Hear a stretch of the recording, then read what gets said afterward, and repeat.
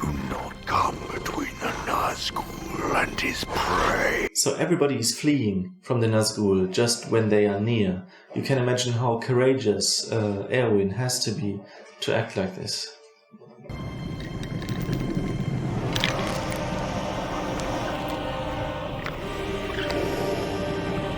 This, it's not Morningstar, what's the name of this? I have to look it up.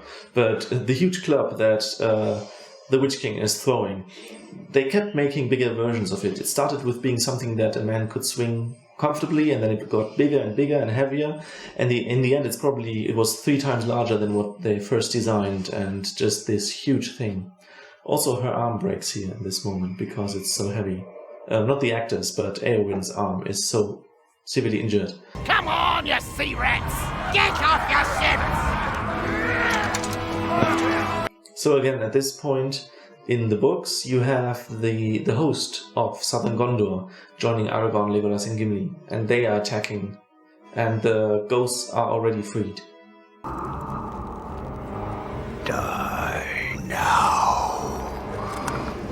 So the reason Merry can injure him in the back of the knee is because Merry has the sword that was made for fighting wraiths. I am no man.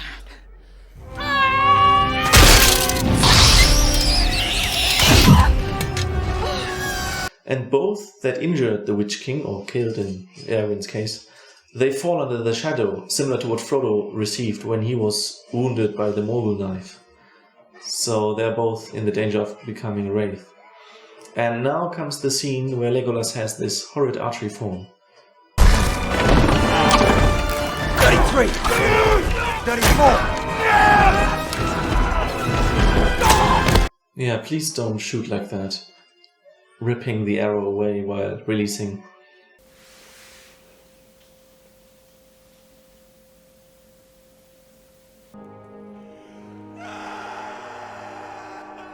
She appears to be dead at this moment, because the power of the spell of the ring wraith that came on her when she killed him is really strong and very swift. So it's lucky for her that Aragorn is there, the only one in all Gondor who can heal her. And he's using the Athelas again, the herb that was spoken of in the first movie when he was healing Frodo. Yeah, here, that's what I meant. You see that her arm is supposed to be broken at this point.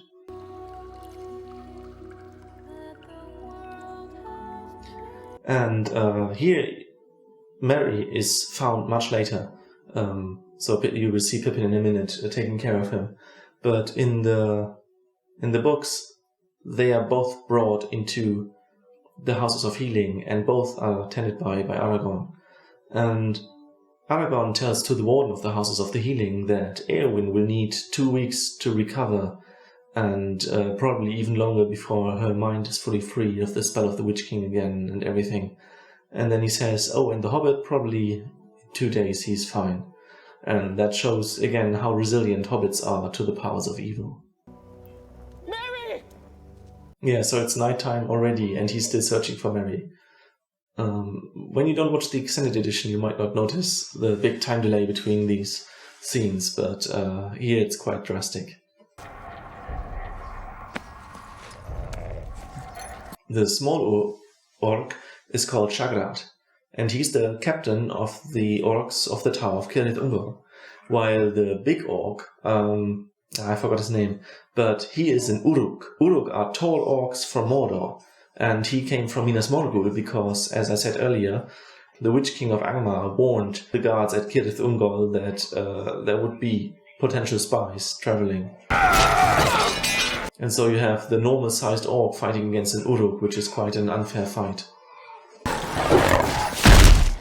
So the good thing with the orcs fighting is that instead of having hundreds of orcs in there that Sam would have to fight through, there are only very few remaining. In the book, these guardians at the entrance possess a will that keeps Sam from entering, and he has to take out the file of Galadriel to pass. Begging your pardon, but they haven't. So this is the only moment where there's a distance growing between Frodo and Sam.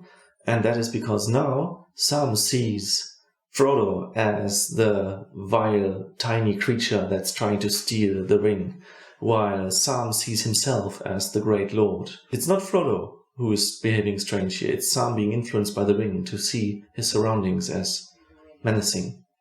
We did it, Mr. Frodo. We made it to Mordor. So in the book, they notice very early that Gollum is still following them, because they can't cross the plain. So what they do is they go along the mountains towards the north, and then they're taken up by the by the Orc patrol. And constantly they see orcs nearby or are almost found and hunted and so on. And they hear orcs talking of that sneaking creature, so of Gollum. The reason why they can understand orcs is because orcs from different places, even inside Mordor, will speak a foul language that is so distorted and so different from each other that they have to use the common tongue to communicate with each other. Passed beyond my sight. The darkness is... Gimli sitting on Denethor's throne, never noticed that. In the book, Gandalf is wondering why Sauron attacks Minas Tirith so quickly, before having prepared his forces fully and without having every option secured. And he then understands that Aragorn must have looked into the Palantir while they are in Dunharrow. So the scene happens at a different place in the book. But it does happen, and Aragorn is taunting him and wrestling the Palantir from the will of Sauron, and is able to see far and wide what is happening and how the forces are moving. What is a bit strange here is that when Aragorn drops the amulet, it shatters like glass, even though it is a silver amulet with crystals in it. Here, that's the scene I mean. We saw Arwen's vision of her child wearing it, so I don't know what this scene is supposed to mean. It's just very strange. Aragorn's army actually has 3 stops on the way to the Black Gate. One is where they attack Minas Morgul, or at least lay waste to the Morgul Vale, where there are poisonous flowers growing and all this stuff. So they destroy the poisonous nature of the valley, but they don't find any resistance. Then there is a small ambush in Ithilien that is supposed to make Aragorn and the others overconfident, so that Sauron's ingenious trap where he tries to capture everybody instead of fight them on in a way that they can flee will work out. And then there's a third stop where Aragorn sends everybody who is too afraid to make this last stand at the Black Gate. He sends them to Caer Andros to clean it from the enemy and to conquer it back. And that is what a lot of people gladly accept as a slightly safer chance to keep their honor.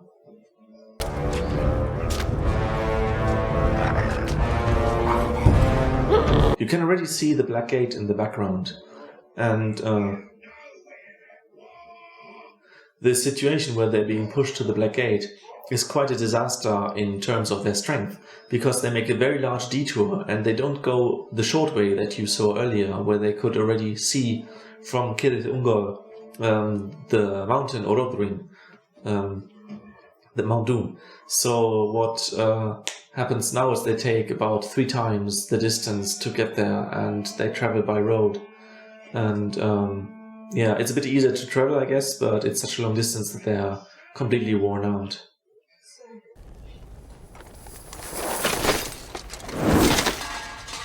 It's at this point in the books that Sam says goodbye to his best pants that he was still carrying up to this point. Let the Lord of the Black Land come forth!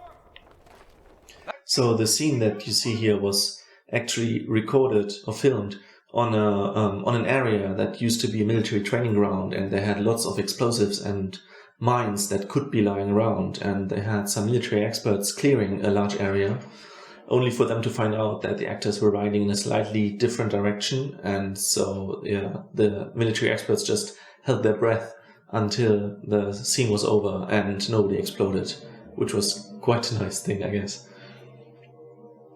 The scene with the mouth of Sauron is actually in the book. What they want to do, Aragorn, Gandalf and the others, is to appear as if they would have the ring. They would have the power to claim that Sauron should come forth. The mouth is so strange because it's twice the size of a normal mouth. They enlarge it digitally, and also you have all these scar lines where everything rips open when he speaks, which just looks ghastly. He is to depart these lands, never to return. The mouth of Sauron is said to be some kind of black Numnorian, so one of the descendants of the Numnorians that turned towards Sauron instead of against him. And as I said earlier, when you read the book, you are completely oblivious to the fact that Frodo is still alive. It's quite a dramatic scene. Whereas here, the audience knows what's happening, and you just have to understand how they feel. And who is this? Isildur's heir. The scene here where Aragorn does the decapitation with one hand. That is the most unrealistic decapitation. You usually have 2 or 3 decapitations per movie, and in the Lord of the Rings they are usually very subtle. While I noticed them in The Hobbit always very starkly. But apart from that, just this one-handed decapitation is just... It doesn't have to be unrealistic if they could do it at least two-handed. Like in Moria, where Aragorn also decapitates an orc, but two-handedly. Sons of Gondor! Of Rohan! My brothers! The stallion of Aragorn is quite unquiet in this scene, because I think one of the mares that they had for the other horses was, I don't know the word in English, she was fertile. What happened is that the stallion was constantly being a pain, but the Aragorn actor still kept doing his thing, and it works out in the end, especially when he turns around and stallion rises. Yeah, that one.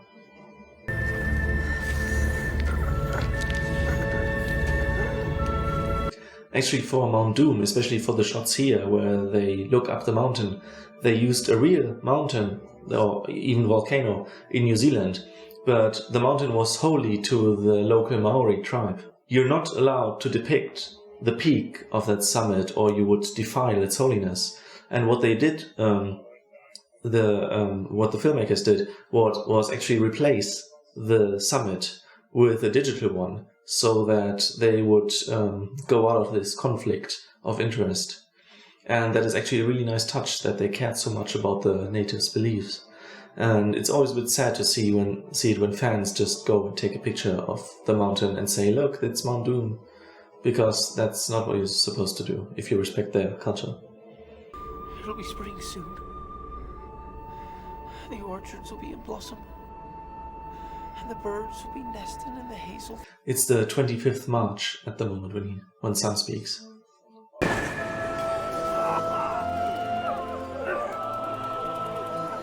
So again, I have to mention that you cannot call the eagles like a taxi. They decide on their own that they want to help here. And the scene is reminiscent of what happened in the Battle of Five Armies, where Bilbo was the one screaming, the eagles are coming, and Pippin remembers that tale that he heard very often, last time probably in Rivendell. And he is now the one that remembers the scene and is himself screaming, the eagles are coming. Just let it go! You have to remember that the ring at the place where it was made is at the peak of its power. So no matter how much Frodo would normally resist evil, he just doesn't have a chance against the ring. And nobody would have in this situation. So the troll that you see here, in the first concept, they actually envisioned a fight between Sauron himself and Aragorn, which is completely against the law. But also, you just saw Sauron as a huge eye on his tower. Why would he be down there a second later? Or how did they imagine the whole thing working? I don't know. But they actually filmed the scene with Sauron in the armor that you see at the end of the Second Age. And then they put a digital troll on top of it to mask it. This shot where the camera zooms through the ring is something that you cannot do technically. You cannot really put a lens through there, or you can't zoom that much. And so it's one of the advantages of digital CGI, where you can do these shots.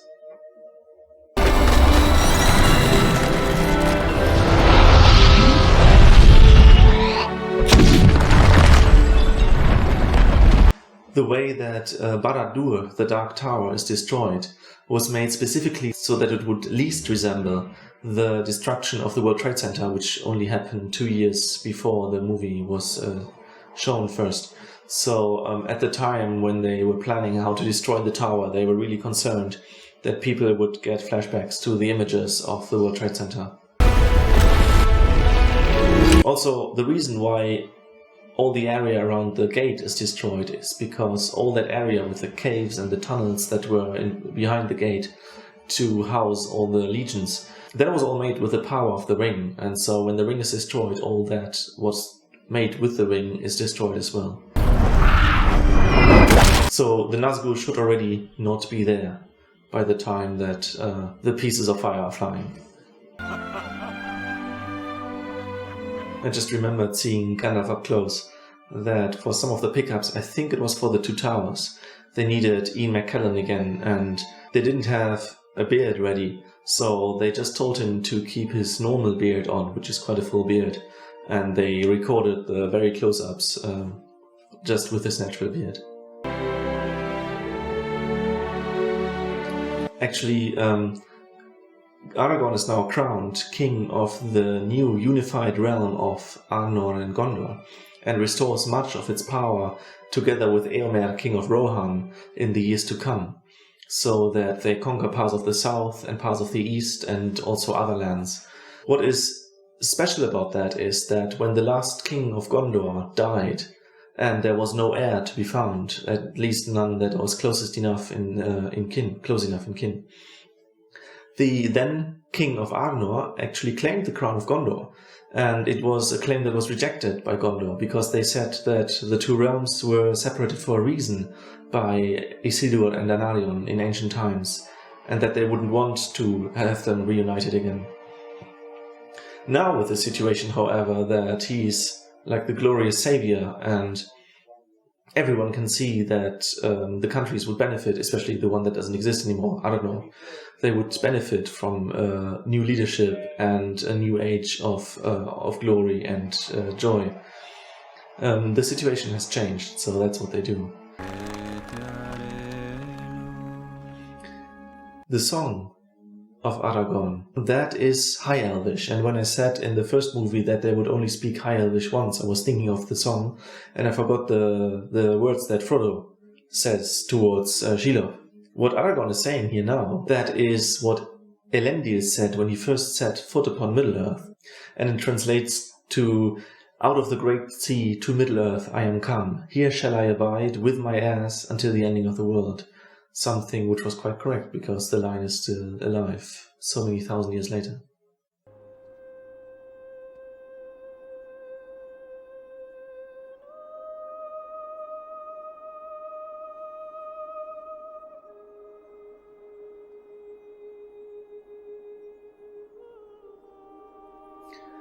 The soprano voice was singing Tinuviel in the background, and that is the nickname that Luthien gained from Beren.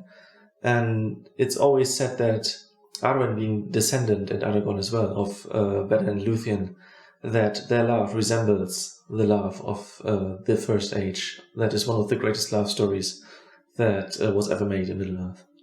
The Fourth Age of Middle-earth began. I was always confused by the thing that Frodo said, because I too believe that the Fourth Age of Middle-earth began with the end of Sauron and the 25th March 3020 of the Third Age. But that's actually not correct. The Third Age ends with the parting of the Ring-bearers at the Grey Havens, which comes at the end of this movie. So I also was confused about when the Fourth Age begins, but it is actually in the year after the parting of the Ring-bearers and the Grey Havens, which is 2 or 3 years after the destruction of Sauron and Mordor and everything. So this scene was made by the filmmakers in a way that it would resemble the experience that a soldier would have coming home. He would have experienced so much so much emotional burden that he would bring home, while at home everything would still be the same and everything would be normal, and it's quite a difference between what you perceive and what everybody else perceives that makes this so difficult and challenging for the people.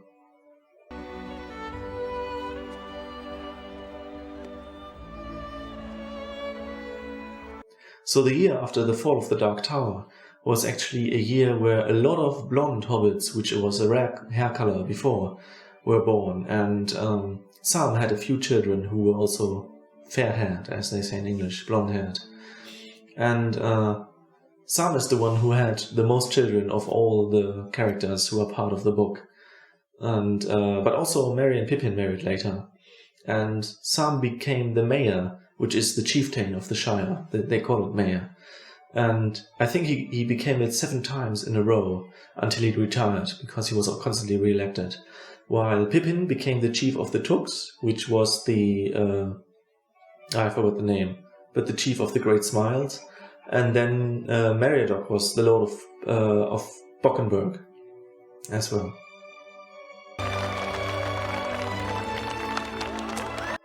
And Merry and Pippin also married, of course, and had children as well. I think one of Pippin's sons is called Faramir.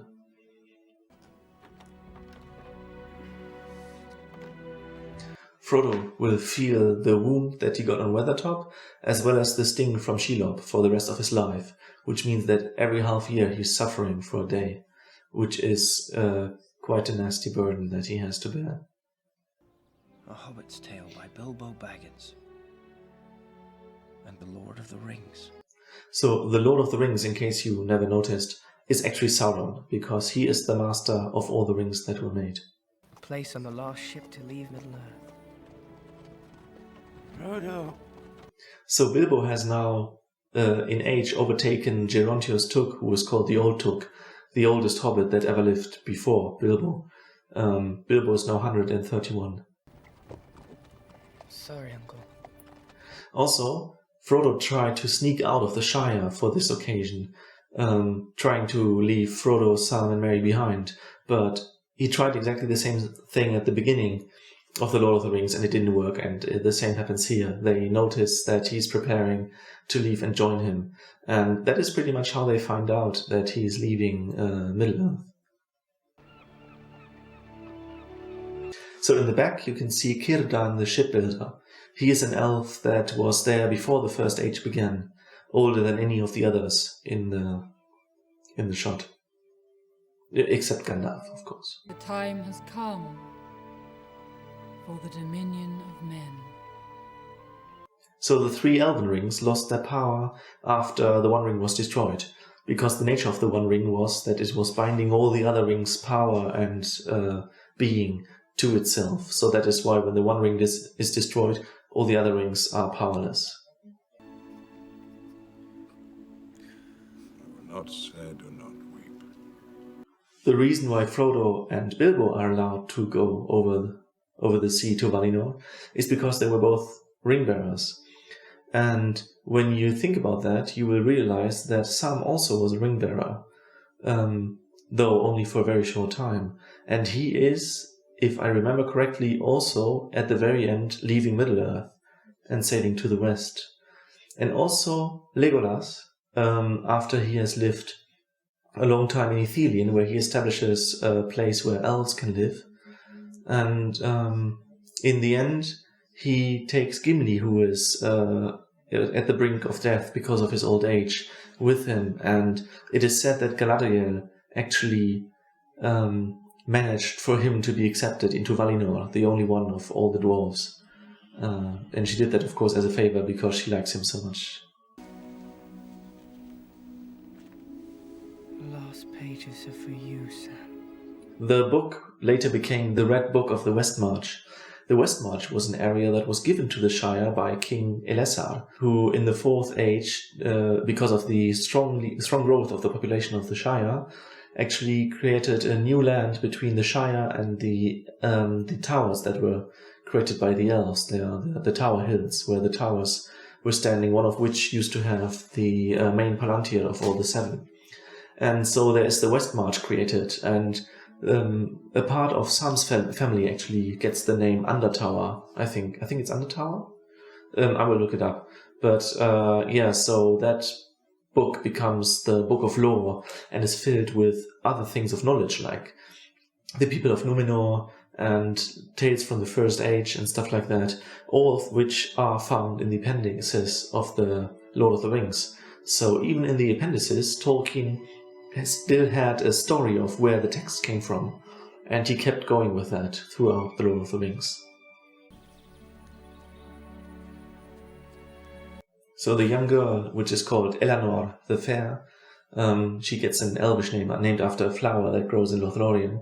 She's portrayed actually by Sean Astin's real daughter. Whole for many years.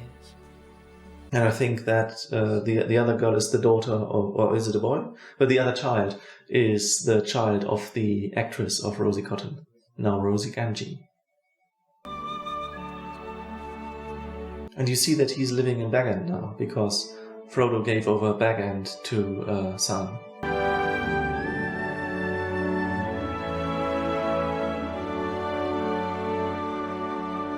And here you see that it says the end after the 3 parts of the one movie, The Lord of the Rings. So that was it. That were all the 3 movies that we watched together. And I hope you found some things that were interesting for you, some things you might not have known before. And I apologize if I made any mistakes. I think I said it in the beginning. I'm doing all of these from the top of my head, and I can only correct them in the edit, and only if I actually suspect myself to be wrong, which does occur quite a lot, so I actually had to cut some scenes out. My memory is not as good as it was when I first watched these movies, which was when I was 13 years old.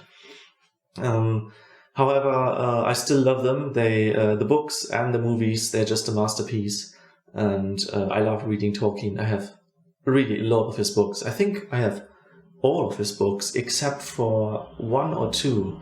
I definitely don't have The Legend of Sigurd and Gudrun, which is not related to Middle-earth at all. But I think that might be the only one. Maybe another. I will have a look. And yeah, so I hope you enjoyed this series. If you like the video, feel free to give a like. You can comment, subscribe, whatever you like, but there's really no pressure. I'm not earning any money from this. I don't have a Patreon site where you can go to watch full commentary. There's just not more to it than you have seen. I'm not sure what other kinds of videos I could make. Maybe I could watch The Hobbit while constantly ranting about anything they did wrong. There are a few things that they did really well with The Hobbit, but not enough for me. I am planning to do actually a beer brewing channel. That will not happen here though. I will create a new channel that I might put in the description. Yeah, so if you're interested in beer brewing, have a look there. And otherwise, I would say farewell. And it was great doing these videos, and I hope you enjoyed them. Bye-bye.